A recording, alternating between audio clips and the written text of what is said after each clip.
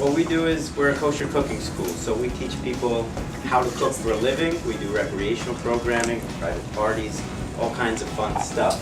We also do what's called incubation, which is a fancy word for trying to help people to start companies and grow their companies. And that's part of what we're doing here today.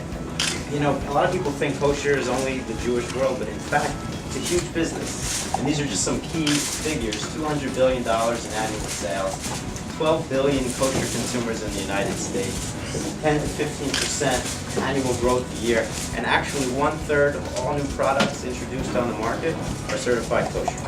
The way that I think of it is your personality.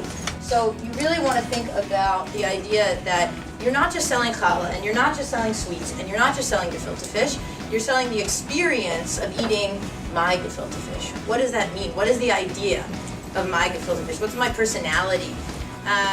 What does it make somebody feel like when they eat my gefilte fish? Not just this is delicious, but also, oh, this is really interesting, this is unique, I'm on the cutting edge of kosher food, all of these things. So you really have to think about your personality. When we first started making candy bars, we really thought, oh, we'll just kind of bag them and put we had a little brown piece of craft paper and a ribbon on this, and this is how they originally looked. Another thing is that most of our business started off wholesale, so when we would send this stuff to Whole Foods or Fairway, what we had was a quick response back saying we can't really stock these because they're not stackable.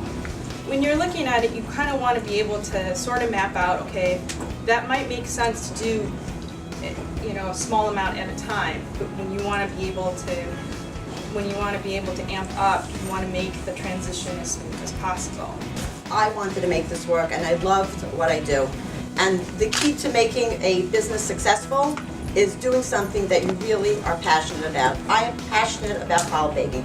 I am passionate about people coming into my place and seeing me. Of course, there are many trials and tribulations of starting your own business, but if you work through them and you take your business and you do everything one step at a time, you will just be ready always for the next step.